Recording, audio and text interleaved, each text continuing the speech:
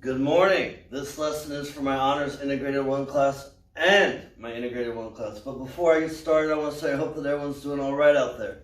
I'm not sure how I'm going to title this video. I'll title it when I title it in the title. But what I am sure of are our two goals for the day. Our first goal is going to be to introduce a hypotenuse-leg pattern and investigate why it is a congruence pattern for triangles. Our second goal is going to be to review the five congruent triangle criteria patterns. I'm having a hard time reading what I wrote. All right, let's go ahead and just jump right into our first goal. And by the way, this is going to be the fifth and final of the 5 congruent triangle criteria patterns. I have to read that. I'm having a hard time, doing this on a day off. Okay, so let's start off with a review. The legs of a right triangle are the sides that make the right angle, and the hypotenuse is the side opposite the right angle. So here I have an example of a right triangle. The sides with lengths A and B are the legs. The sides with lengths A and B, these are the legs because they make the right angle. And the side with length C is the hypotenuse because it is opposite the right angle. I like to say that the right angle points at the hypotenuse.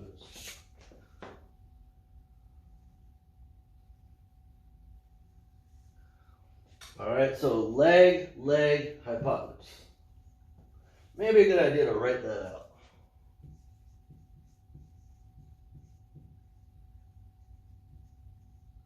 Hypotenuse, leg, and leg. Okay. The hypotenuse, leg, or HL pattern is when two right triangles, it's important that they're right triangles, is when two right triangles have a pair of congruent legs and a pair of congruent hypotenuse. I don't know how to say plural for hypotenuse. Is it hypotenusi, hypotenuses, I don't know. We'll just say hypotenuse. All right. So here I have an example of two right triangles with a pair of congruent legs and a pair of congruent hypotenuse. All right. Now, technically, I also have a pair of congruent angles. And in fact, I have the angle side pattern. But remember, in the last lesson, I said that I can show you that the angle side pattern does not guarantee that triangles are congruent, with the exception of one case. And this is the one case. The triangles have to be right triangles. So even though the congruences are technically an angle side pattern, we actually have congruent triangles in this case. We can use the Pythagorean theorem and the transitive property to reason the other pair of legs must be equal or congruent. So what I'm going to do is I'm going to show you how I can figure out that these must be the same. And then that takes these two triangles to the side congruent triangle criteria. And we can then conclude that right triangles with the hypotenuse leg congruence pattern must be congruent. So let me clean this up and I'll be back. I'm back. So let's go ahead and continue with our first goal. We're going to see that the hypotenuse leg congruence pattern creates the side congruent triangle criteria, which means that the triangles with the hypotenuse congruent pattern must be congruent triangles. So I want to argue that this is going to happen. Hypotenuse leg creates side. Okay?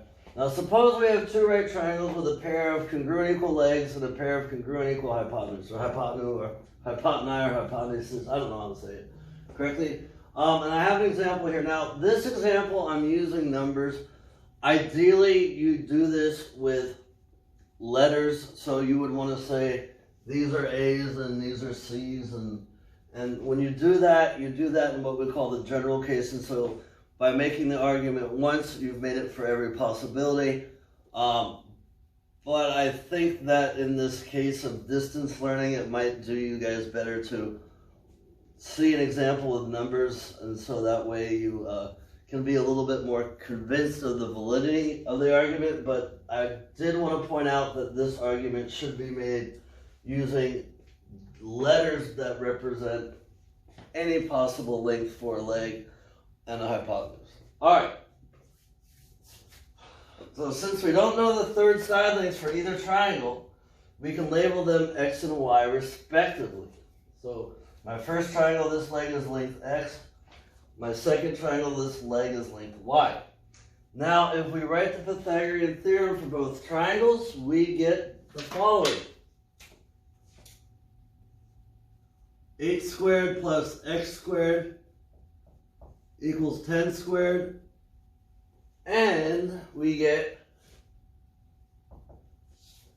8 squared plus y squared equals 10 squared.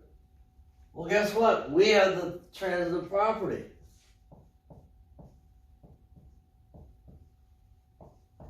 Because two things are equal to the same thing, so those two things must be equal. So this is a transitive property.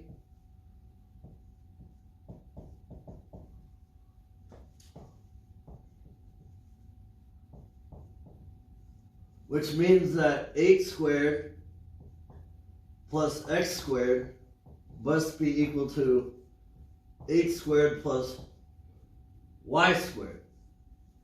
Okay? Well, guess what? Both sides of the equation have 8 squareds.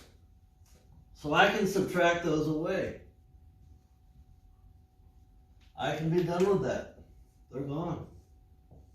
And now I'm left with the length of x squared equals to the length of y squared. Well, this means, or we can conclude that, a number times itself equals another number times itself. Then that means that those numbers must be the same. So we can reason that length of x must equal the length of y, which means we have two triangles that have 3 pairs of congruent sides.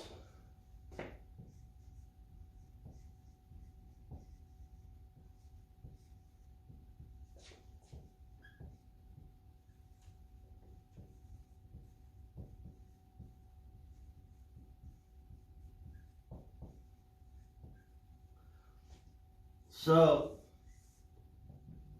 let me just draw that out to reinforce this. So the 8s were congruent, the 10s were congruent, and we just argued that the x and the y must be congruent. So now we have two congruent triangles by side, side, side. So we have two triangles with 3 pairs of congruent sides, which is side, side, side.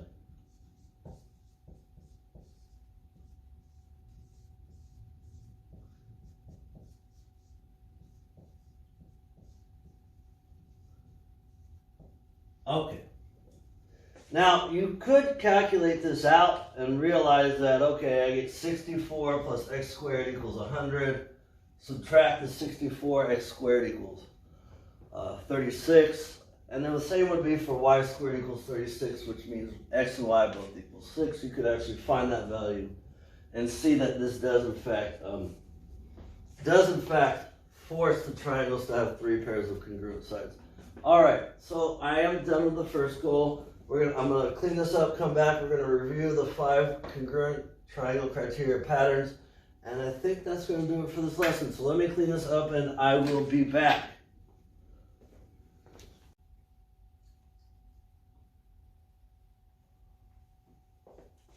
I'm back, so let's go ahead and jump into our second goal, and that's to review the 5 congruent triangle criteria patterns. I'm going to add a little extra to this and show you more of the congruent triangle argument style. And that I'm going to summarize it here. Alright, so if we have any of the following congruent patterns, we can conclude that we have congruent triangles, which allows us to write a congruent statement, which allows us to list congruent corresponding parts, which allows us to reach a conclusion. This is an argument style. So we have the transitive that brings things together, and then we have the congruent triangle technique, which allows us to write a congruent statement, list the corresponding congruent parts, and from there we get our result. Okay, so there's 2 techniques that hopefully you're starting to understand. It's not just a random argument. There's structure to the arguments. Alright, so here are the 5 congruent triangle criteria patterns. Angle side angle, or the ASA congruent triangle criteria pattern. A pair of angles, a pair of congruent included sides, and a pair of congruent angles. Remember, the angle side angle congruent pattern led to the angle angle side. Alright, but I'm going out of order. The second pattern that we learned about is the side angle side, or the SAS congruent triangle criteria pattern, where I have two pairs of congruent sides and the included angle must be congruent. If I have this pattern or if I have that pattern, I have congruent triangles and I can go forward with our argument technique. Again, the angle side, or the AAS congruent triangle criteria pattern came from the angle side angle congruent pattern because the three angles add to 180 degrees, and we were able to determine this is angle side angle. But anyways, we have two pairs of congruent angles and a non-included corresponding, which means they're in the same position, pair of congruent sides. These have to be next to the same congruent angle. Our fourth congruent triangle criteria pattern is the side, or the SSS. Oh, man, I'm just making all sorts of silly mistakes.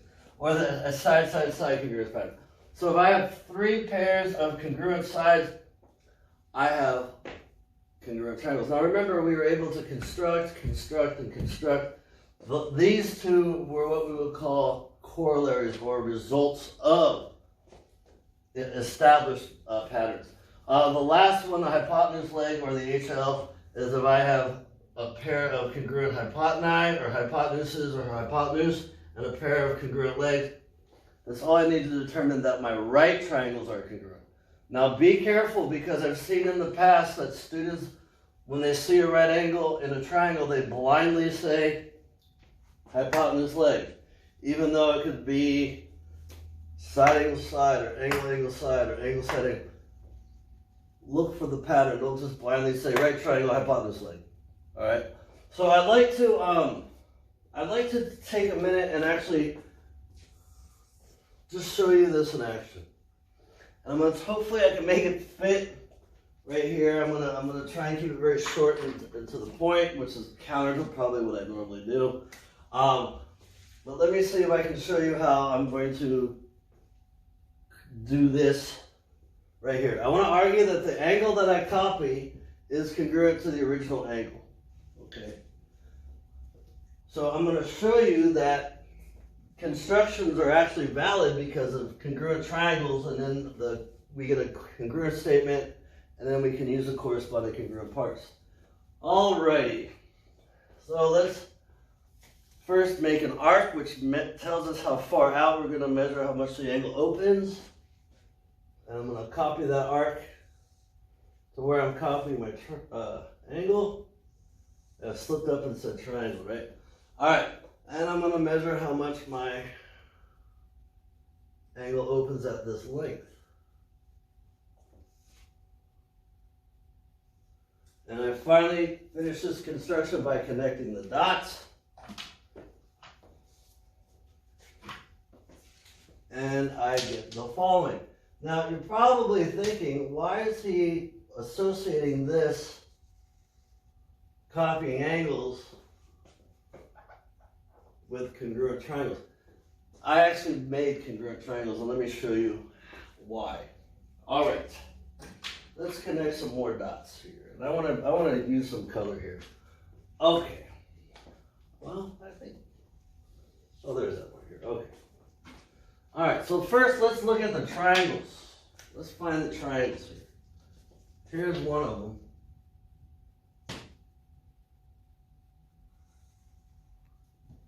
And here's the other one. Okay. So I'm going to label these triangles real quick. Triangle A, B, and C. So triangle A, B, C, and we'll call this triangle R, S, and T. So I want to ultimately argue here. Let me erase some of this and kind of fade this away. Fade this away. Well, we kind of want to keep those marks though. All right, let me fade this away a little bit.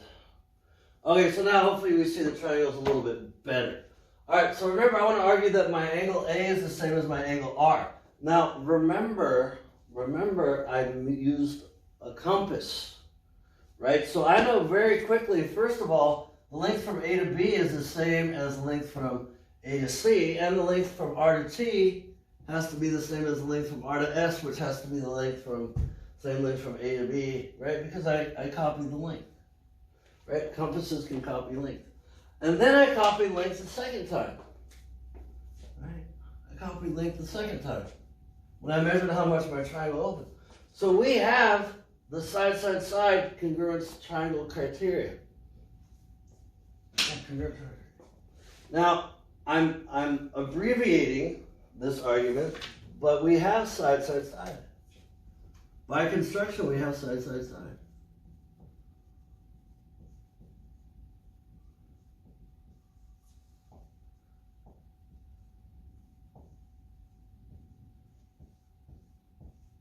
So, that means that triangle ABC, so I go 2, 1, 2, is congruent to triangle RTS. Right? So I have congruent triangles. I just wrote my congruent statement. So now I'm going to list the corresponding congruent parts, right? So I know that angle A is congruent to angle R, and guess what? I don't need to say anything else. Because right here, this is what I need to show. This shows that I copied the angle. Right? I did this. That allowed me to reach the conclusion. Remember, I want to argue that I copied my original angle. And I was able to do that because I determined I actually created congruent triangles. So this technique, you start to see it over and over and over and over again. And when we get into the next section, which is going to be about parallelograms, we do this argument style a lot. And in fact, any of the constructions we've done, you can go back and do this argument technique. Now, there's variations of it.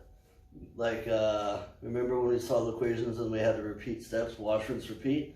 Maybe you have to go through this process multiple times to get to the result that you want.